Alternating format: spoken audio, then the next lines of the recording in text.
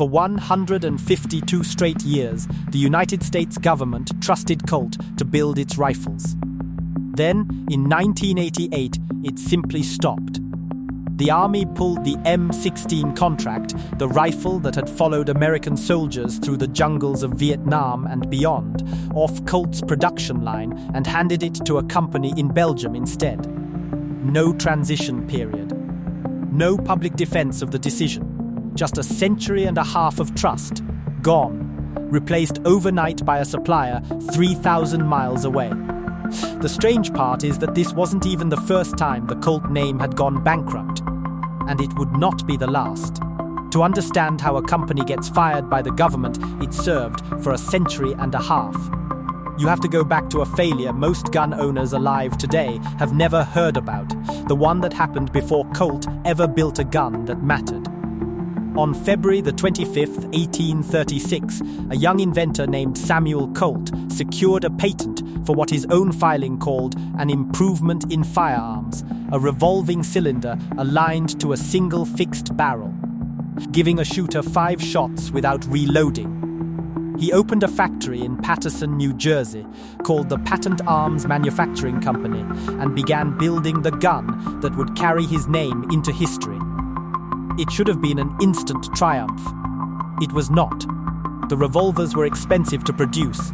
The government contracts he was counting on never arrived in time, and by 1842, Colt's very first company had gone bankrupt and shut its doors for good.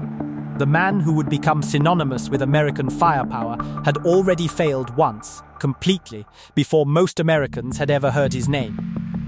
What saved him was Texas.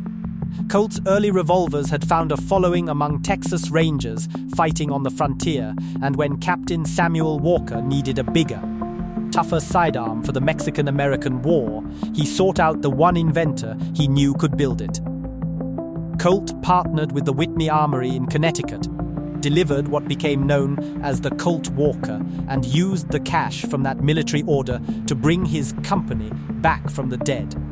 By 1855, the operation had been reorganized into Colt's Patent Firearms Manufacturing Company in Hartford, and this time, it did not fail. Within 2 decades, Colt revolvers were riding with settlers pushing west, arming both lawmen and outlaws in the same range wars, and even shipping overseas to equip soldiers fighting in the Crimean War. The Colt Walker and the Colt Dragoon became so tied to the identity of the American frontier that later generations simply called the revolver the gun that won the West, as though there had never been a serious competitor.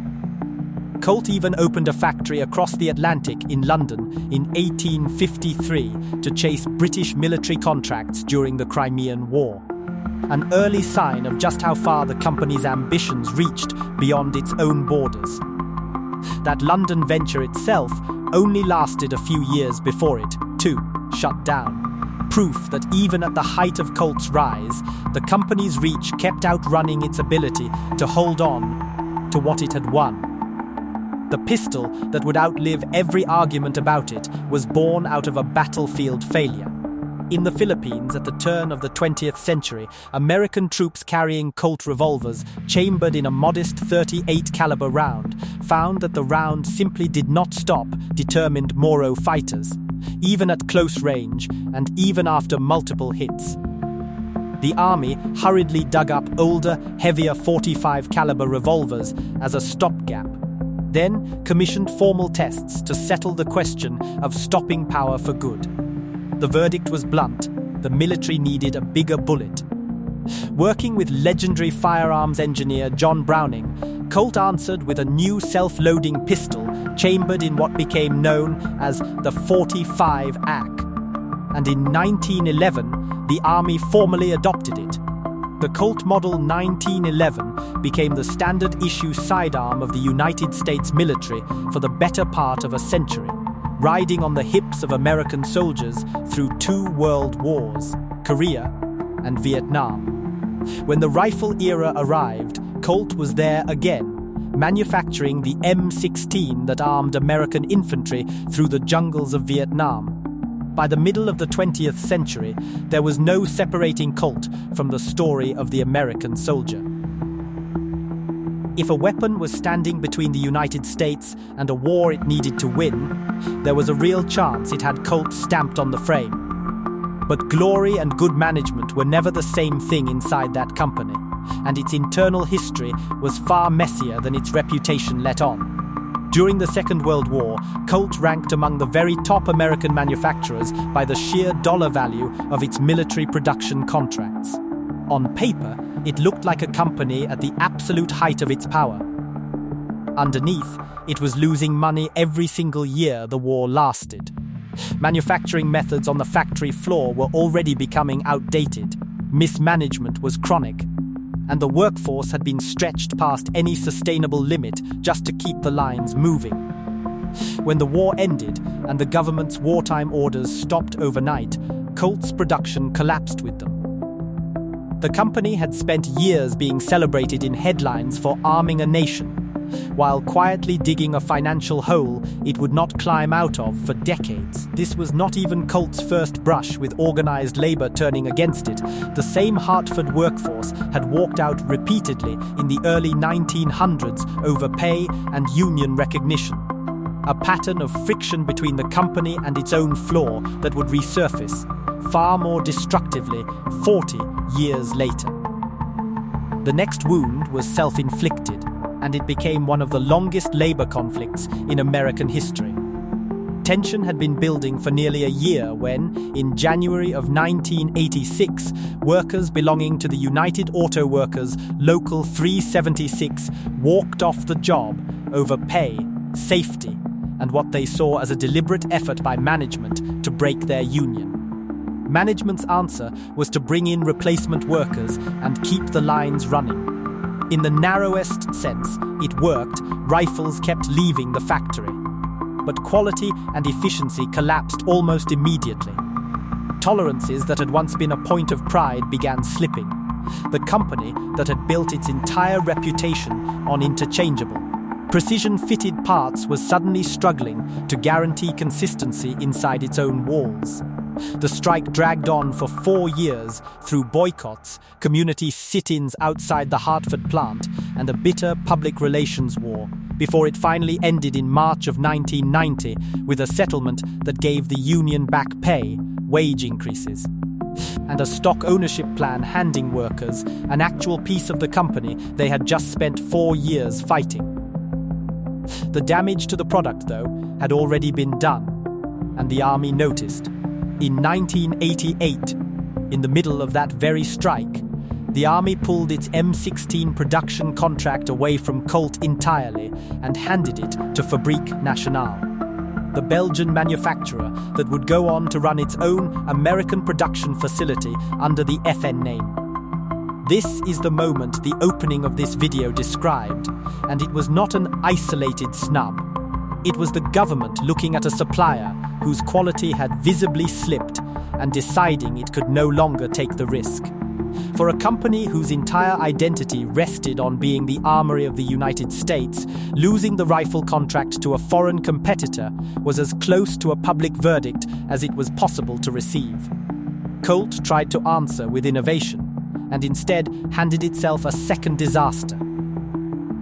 In 1992, the company launched the All-American 2000, a radical departure from anything it had built before, a polymer-framed, rotating barrel handgun designed by outside engineer Reed Knight with parts sourced from external vendors and merely assembled under the Colt name. It was meant to prove the old gunmaker could still compete against a new generation of high-capacity 9mm pistols, nicknamed the Wonder Nines, that a young Austrian company called Glock had come to define. Instead, the execution was disastrous. Early units suffered from inaccuracy and unreliability. The pistol was hit with a public recall, and the entire product line was dead by 1994. The failure of the All-American 2000, layered on top of decades of accumulated financial strain, tipped Colt into Chapter 11 bankruptcy in 1992, its second formal bankruptcy, a century and a half almost to the year after its very first one in Paterson. For a moment, it looked like the story might end there. Creditors, shareholders, and the state of Connecticut brought in turnaround specialist Ron Whitaker, while millionaire businessman Donald Zilker stepped in to buy a controlling stake and stabilize the company. Whitaker rebuilt the relationship with the very union whose 4-year strike had helped trigger the crisis, introducing manufacturing discipline the company should have had decades earlier. Cellular production, operator-level quality checks, single-piece workflow. For a while, it actually worked. Colt survived. But surviving and thriving turned out to be two very different things, and the next mistake was not a factory problem. It was a structural one. In 2002, Colt split itself into two separate companies. Colt's manufacturing company to serve civilian gun buyers, and Colt Defense to serve the military, law enforcement, and government contracts. For a while, the two halves coexisted under the same roof in West Hartford, cross-licensing the Colt name back and forth.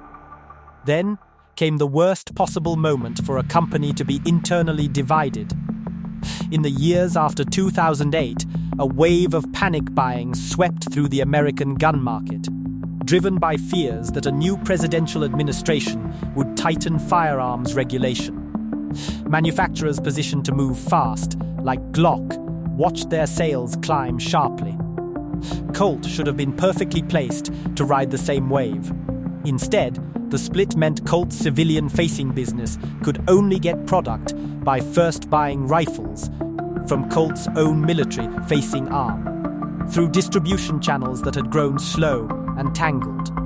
Two halves of the same storied company had somehow missed the single biggest buying surge in modern American gun ownership history because they were, in practical terms, working against each other.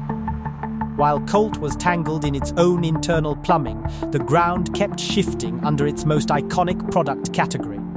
For most of the 20th century, if you said sidearm in an American police station or a special operations briefing room, a real portion of the room pictured a Colt. By the 2000s, that assumption belonged to somebody else. Glock's polymer-framed pistols were cheaper to manufacture, lighter to carry, and held more rounds in the magazine than Colt's aging metal-framed designs. And law enforcement agencies and military units switched over in large numbers.